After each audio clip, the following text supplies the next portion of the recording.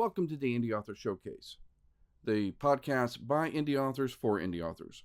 I am your host, multi-award-winning author Chad Robert Morgan, and we've been off for a couple of weeks. Let's start with 2 weeks ago we had Creep I.E. Aftermath, so I was busy vending, and we'll get to Creep I.E. Aftermath in a bit. The week after, I did actually record a podcast, but it was a crazy day on Thursday. We almost fell for a scammer who called impersonating my son, saying he was in an accident, that his nose was broken, and he was in the county jail. They gave me a 1-800 number to call. They were asking for a case number, then they transferred me to another guy. So, this was pretty intricate. And, I'm hearing what sounds like my son, because these scammers are getting really clever. They will go so far as to get clips of you from social media and mimic your voice using AI. So it sounds like the person you are thinking you're talking to. Fortunately, and they started by calling my mother, who's old, infirm, and not the sharpest knife in the drawer. So she bought it hook, line, and sinker, and she brought it to me. And then just like, Alex is on the phone, and he's hurt, and he's in a... And so I get the phone, and I'm hearing a very distraught, crying Alex, with finger quotes for those who are listening to the podcast. So I'm heading out to the Orange County jail. I think the scammers let me off the hook for one or two reasons. One, they handed the phone from an old woman who was extremely gullible to me, who honestly is still gullible, but I'm not stupid, right? I've had a couple of scammers get me on the hook, but I tend to figure it out by the time it gets to the point when they're wanting me to transfer money. I'm like, wait a minute, this ain't right. I'm gullible, but I'm not stupid. So either they're like, okay, this guy actually has half a brain, he's asking too many questions, let's cut him loose. Or I basically said, yeah, I'm fucking broke. Because they were like wanting $8,000 for bail. And I'm like, I don't have $8,000. Well, how much do you have? Like $80, It's like, what?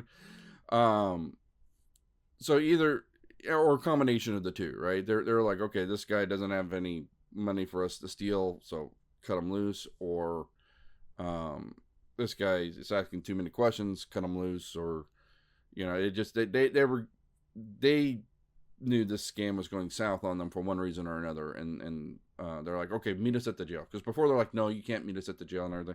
Finally, it's just meet us at the jail. And I was talking to the cops. I was like, what was their end game on this? And they're like, they probably figured out they weren't going to get you.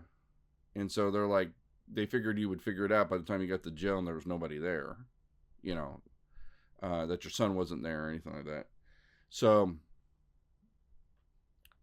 please be careful out there. It has nothing to do with indie authors, nothing to do with writing. This is just a public service announcement.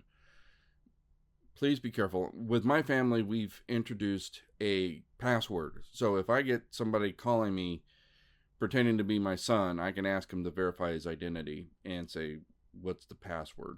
So, it's pretty scary, because I was talking to the cops, and the Orange County Sheriff's like, yeah, there's nothing we can do.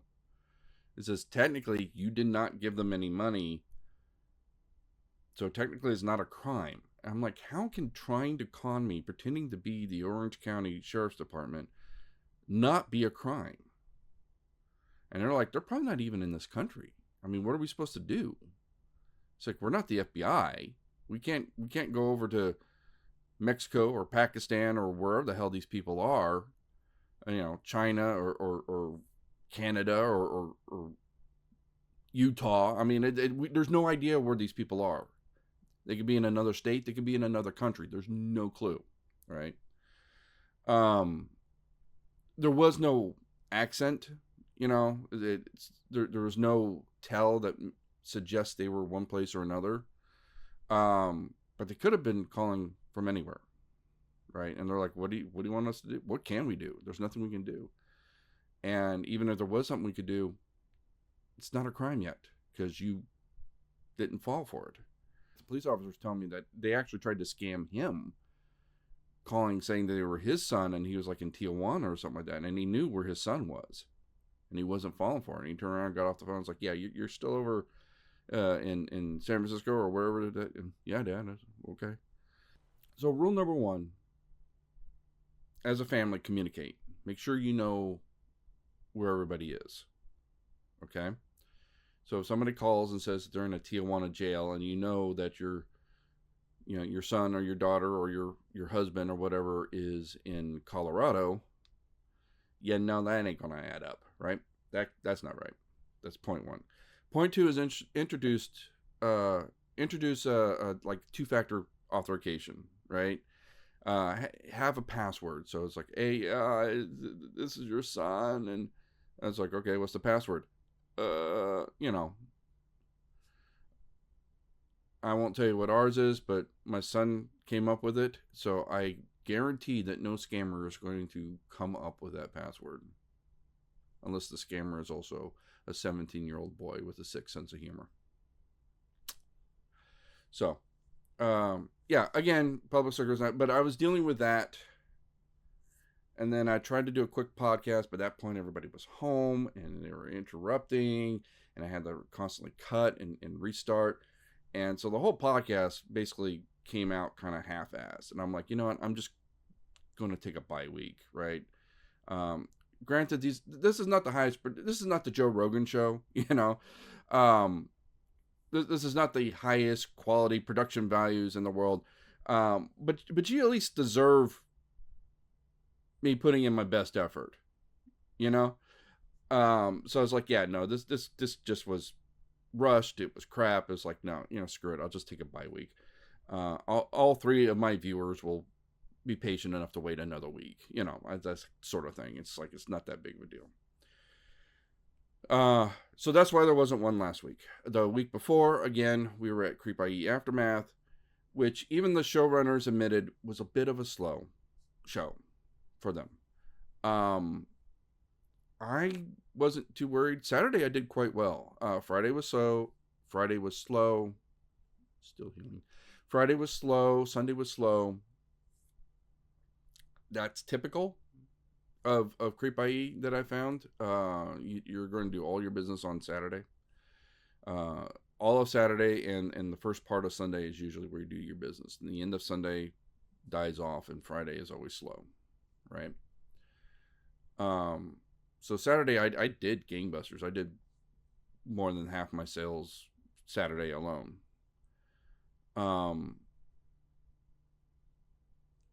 I had a projection of what I was going to earn, and I was on the low end of my projection, but I was still within my projection. So I was not too terribly disappointed, and not too terribly surprised, because again, the economy is in a downturn.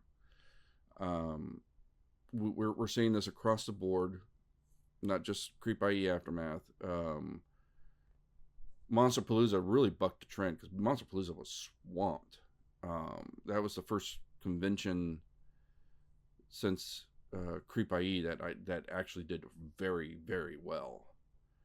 A lot of these other conventions have been really kind of meager performances, and again, I blame the economy for a lot of it. But yeah, even the showrunners, like, they sent out an email saying, yeah, sorry, because we have to book the day. We booked the weekend like about a year in advance, and then other people booked their things, and they started to line up with our dates, and it was just an unfortunate thing. I think they also had some major celebrities cancel.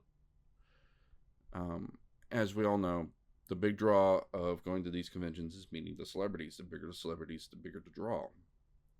And then after they see the celebrities, and they check out the vendors, and that's where we make. So they're not coming to meet me. They're coming to meet like Sam Jones, right, who was right behind me over. Sam Jones played Flash Gordon in the 70s. They're coming to meet Frank Grillo, who's right now playing Rick Flag Sr. in the DCU. They're not coming to see me, right? They did not have. They had some good celebrities at Creep I.E. I don't want to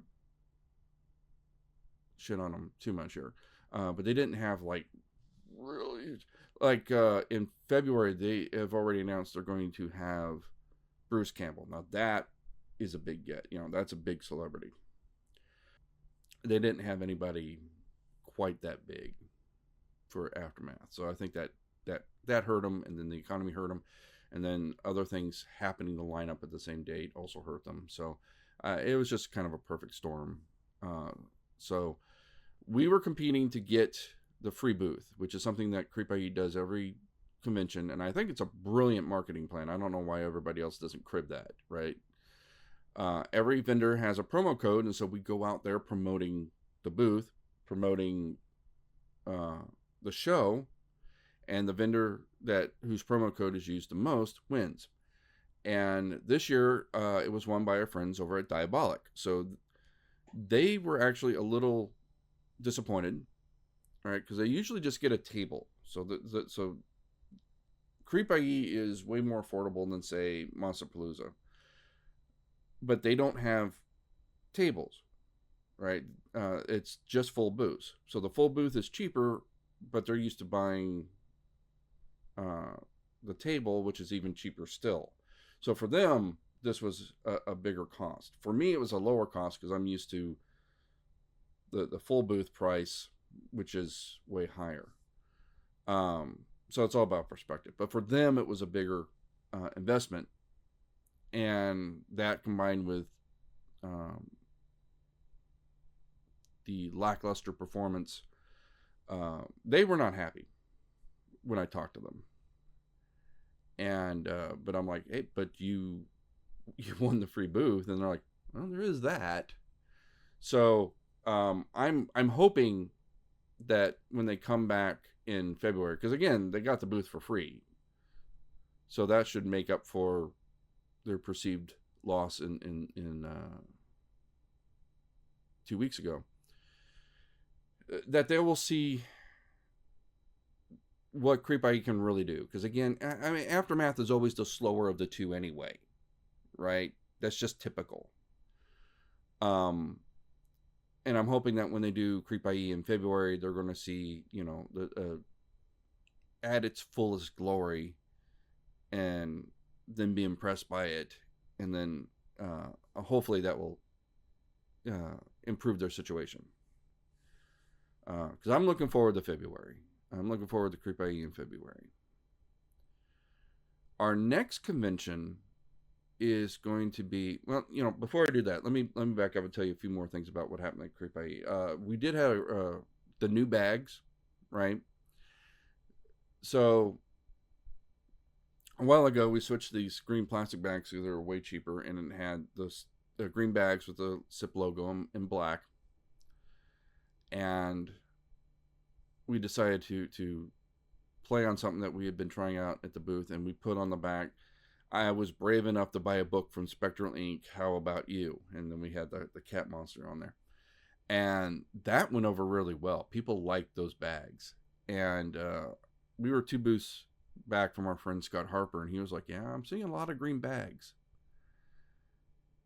Which was, I mean, and that does double duty, because first of all, it's brand awareness, because you're getting the bag out there. People were really digging the whole playful, I was brave enough to buy a book and everything like that.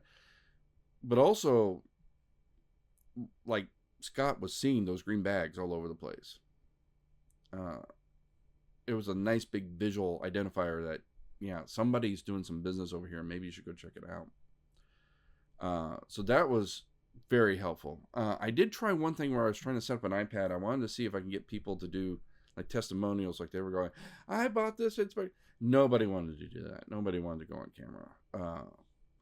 I killed that real quick. I mean, I was like 0-3, first I'm like, and everybody was like, no. I'm like, okay, yeah, all right, this isn't going to work. Which is a shame, because I thought that would have been not really fun to have that on Instagram, all these people showing up the bag, but nobody was comfortable doing that, so I'm like, okay, kill that. Did have a couple of repeat business, which was really nice, where they came up, they saw the new book, and they grabbed it and says, I want this. Like, they didn't even read the back of the book. They just saw it and said, I want this. I read this other book of yours. It was really good. I want the next one. I had one guy come up at Sunday, just walked up and shook my hand. And I was like, I said, yeah, I got this Monday. I've already read it. It was fantastic. Those are the kind of things that keep me doing this. I mean, I have fans. I mean, I have like 3, but I have fans, And if I keep doing it long enough, maybe next convention I'll have 4, and then the next convention I'll have 5. And, if I do this long enough, I might even break double digits. You never know. But point is that there are people out there, albeit a handful, that like my work.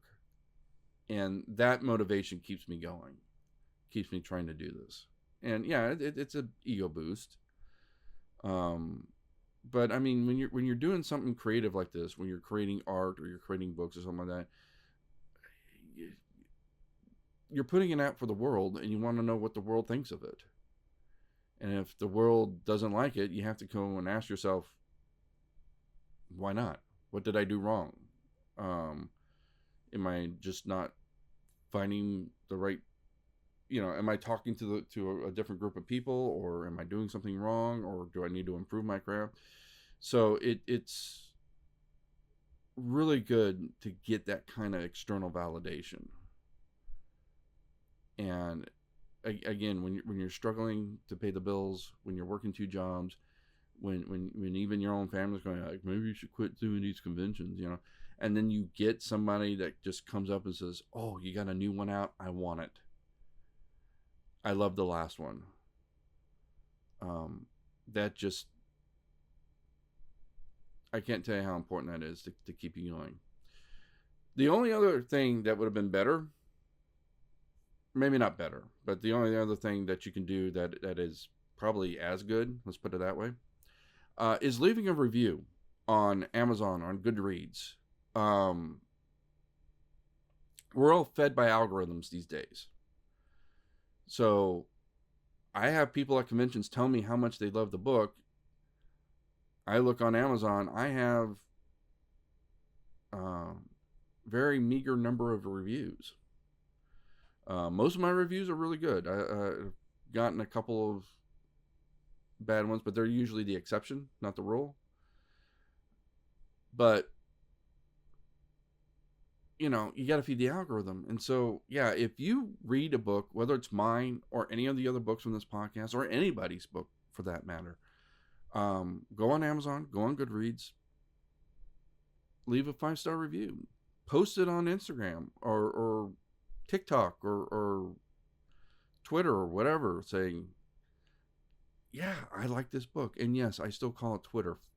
Fuck X. Tell the world that you liked it. Okay, if you didn't like it, don't say anything. Don't kick somebody when they're down. If it was a bad book, it's best just to keep your mouth shut. But if you like it, tell the world. That really would help out the indie author that you are appreciating.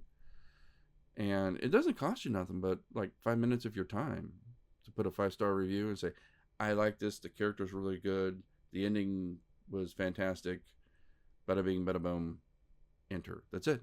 That's all you need to do. And just that little thing means so much to us as authors. So please, if you read one of our books, and again, not just mine, anybody's, right? you read Cynthia Diamond's book, or you read Josh Spiro's book, or Brandon McNulty's book, and you like it, leave a 5-star review.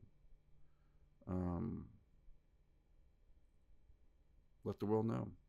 So, one thing that I was disappointed about at Creep I.E. Aftermath, other than the fact that I didn't sell my book to a Netflix executive for $1 million for the movie rights, which I always keep hoping for, is there weren't a lot of new indie authors. Now, there were several indie authors at Creep I.E. Aftermath, both in novels and in graphic novels and in comics.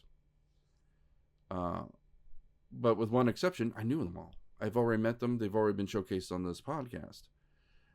I was hoping to come away with a nice big haul of new books to add to my TBR. You know, the one that I'm still trying to read through because I work nights now.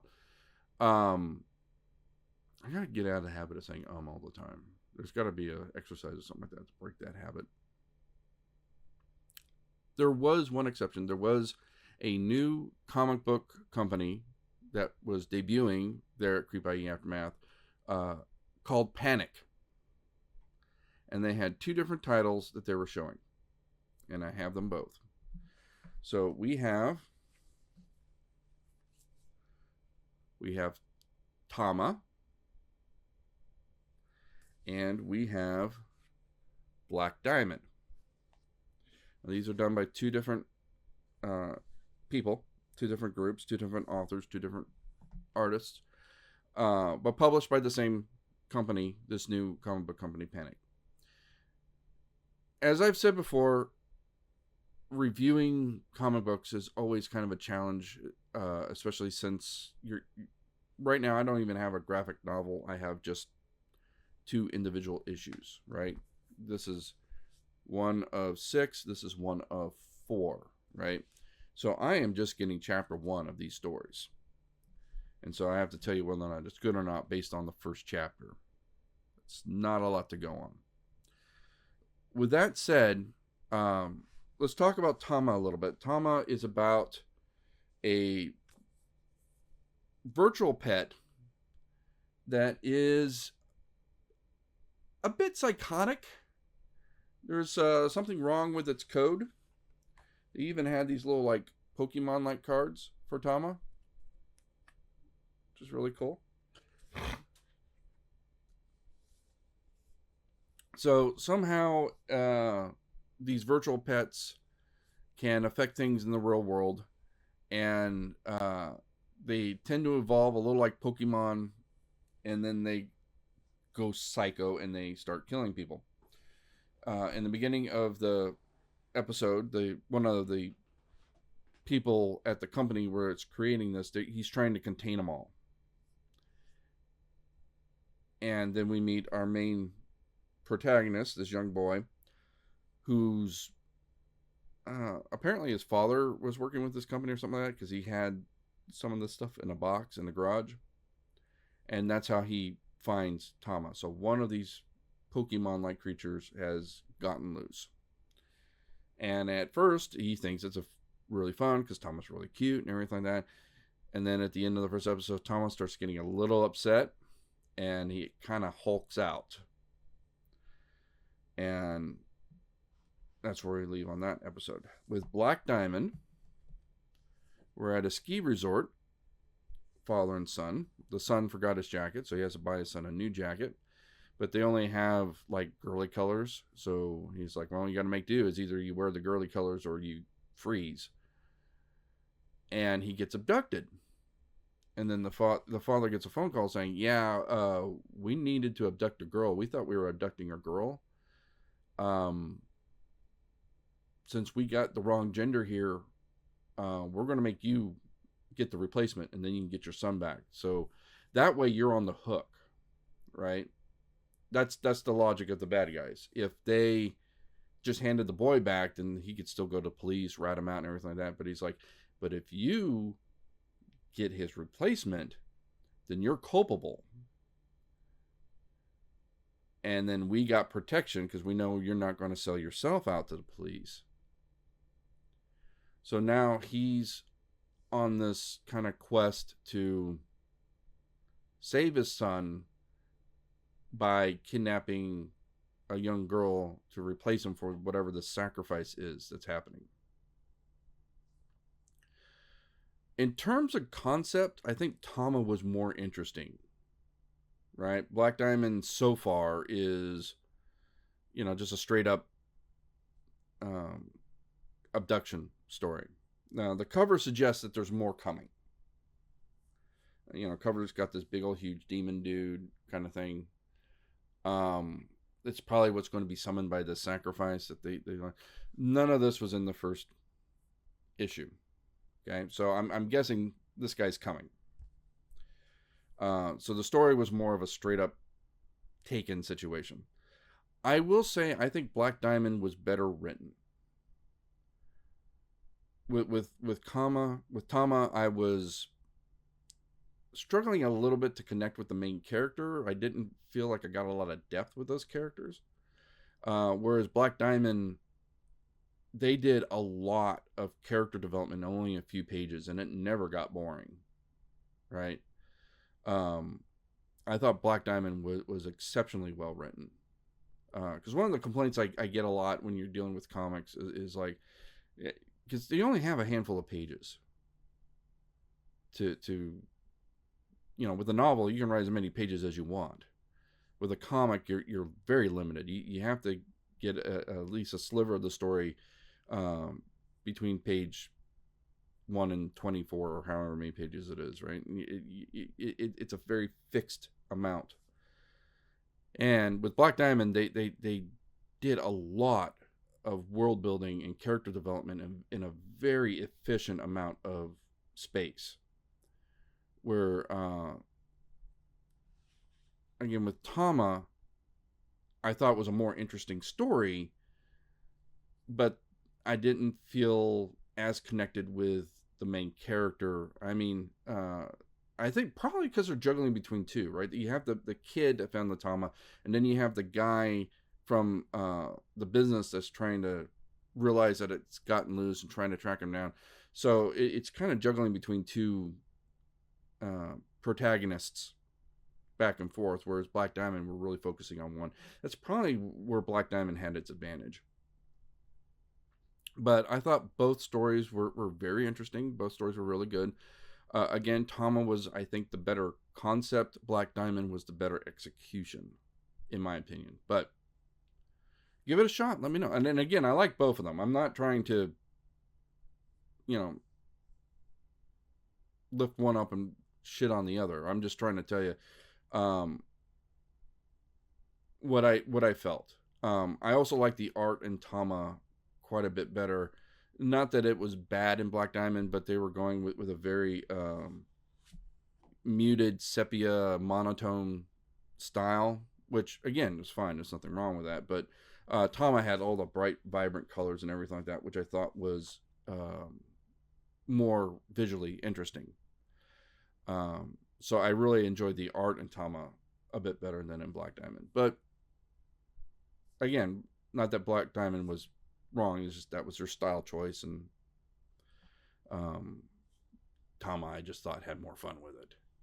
That's the other thing. But so those are the two entries from Panic. Get them in camera here. There we go. Black Diamond and Tama. So feel free to check them out. So that's pretty much it for this episode. I know we're only about 30 minutes in. I will say that our next show will be in October in Son of Monsterpalooza. I am really excited for that show because we're going to have Katie Seagal, the voice of Leela from Futurama, and we are going to have Tim Curry, the legendary Tim Curry, the original Pennywise Tim Curry, Dr. Frankenfurter, the sweet transvestite from Transsexual Transylvania, Tim Curry. And so many more. His voice acting credits alone would probably fill a Wikipedia page. I know he was Captain Hook in the Fox Peter Pan cartoon series. He was Dr. Savarius on the Gargoyles series. And that's just the two I can think of off the top of my head. So he was also the devil in Legend. I mean, the film credits go on and on and on. This guy was prolific back in his day. Absolutely phenomenal actor, phenomenal body of work. And I am so excited. I hope, against hope, that I get a chance to actually meet him. What usually happens is I go and I set up the booth and I'm busy at the booth, and I never get a chance to talk to the celebrities. Once in a while, they might pass by and I get a glimpse. I'm like, oh, I saw Bruce Campbell walk by. That's usually about as much as I get. Creep I.E. Aftermath, I actually loaned my power to Sam Jones so he could watch a football game on his iPad or his MacBook, because it was slow even for him, right? So that's like one of the only other time I've actually talked to celebrities was when I was at Vanille's Vampire Weekend, which was so slow, and I was right across from Michael Ironside, who is the nicest damn guy you've ever met in your life. That guy was so nice. At one point, he had to go and he did this panel about his career. And the next day, he comes back and I was like, how'd the panel go? And he kind of walks over and is like, the problem is in my age, I can't remember things too well, you know? So I have to tell the truth. When you lie, you have to remember all those lies, and I can't keep track of it all, so I have to tell the truth. William Shatner's an asshole.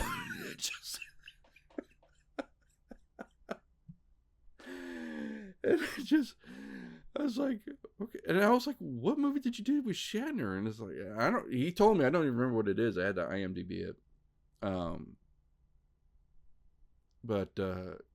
No, just nicest guy. Right, and it's one of the few times I actually got to chat with the celebrities. So, I'm hoping against hope I get to talk to Tim Curry and Katie Seagal. There's going to be more celebrities there, but those are the two that talk to me. Right, those to me those are like wow. Right, like Billy Zane's going to be there. I've seen Billy Zane in a few movies. He's a great actor. Not dissing Billy Zane, but me personally, I'm not like, oh my God, Billy Zane. It's like, Tim Curry, on the other hand, we're not worthy. So, I mean, it's just, again, my personal taste. I'm not dissing anybody here. Those are the two I want to meet. Those are the two I'm excited about. So please come see me at Son of Monsterpalooza. Come see Tim Curry. Come see Katie Seagal. Hell, come see Billy Zane if or any other celebrities that are going to be there. Because there will be quite a list. Monsterpalooza does, I think, attract probably some of the best celebrities of any of these conventions. Creep I.E. will do very well. Creep I.E. will surprise us sometimes. Like they had Billy D. Williams one year. I was like, right. But I think Monsterpalooza consistently gets these high caliber celebrities. They've had the Raimi brothers at Son of Monsterpalooza. They had pretty much the entire cast of Ash versus the Living Dead at Son of Monsterpalooza. So I mean, they I don't know what deal with Satan that guy made, but he's constantly getting, consistently getting some really impressive celebrity guests for Monsterpalooza and Son of Monsterpalooza. Creep I.E. does a good job, but and will at times do an exceptional job. But Monsterpalooza just, for whatever reason, consistently hits it out of the park. So yeah, just looking forward to that if you hadn't gotten that yet. So please see me in October. Our new books are coming out. We'll have Fear on stock. I did actually find I think a good trick to getting my books done at a reasonable time from Barnes & Noble Press. I usually print my books with Barnes & Noble Press because I like them. Last time I tried to get some from Amazon because Amazon's much quicker. And they didn't even make it to the house because when they shipped it to Amazon, yeah, oh, these are fucked. And they returned them. I never even saw them. And I got my money refunded, which was fine, except I had to go to Creep I.E. with only a few copies left of, I think, Last Right in hardcover and what else was I was low. I think Baby Eater paperback, I think, was the other thing I was really low on. And I almost sold out of that, and I almost sold out of Bloodlines, of Short Bites Volume 1, just because I didn't have a lot of stock. And Barnes & Noble usually does a better job, more reliable job, but they're so slow. But I think I found the trick to mitigating that, and that's break your order up into smaller chunks. Because now I have about 5 or 6 packages due, like all in the same day. So instead of one big order, right, I bought, 20 copies of Short Bites, and then made that an order. 20 copies of the Baby Eater, made that an order. So that seems to be the way to go. So I'll have to remember to do that in the future. So anyway, I'm rambling. I'm going to get going. Next week, we are scheduled to interview Josh Spiro. His new book, Halloween, Volume 2, is out now. And we will be discussing it, as well as some of the success he's had in marketing his book. I am definitely going to be taking notes, because he has managed to, I don't want to spoil anything, but he's done some impressive marketing. And I definitely need a crib off of him, because I am thoroughly jealous over what he was able to pull off. So that will be next week if it goes as scheduled. So please tune in, and we'll see you in October. And until then, keep on reading.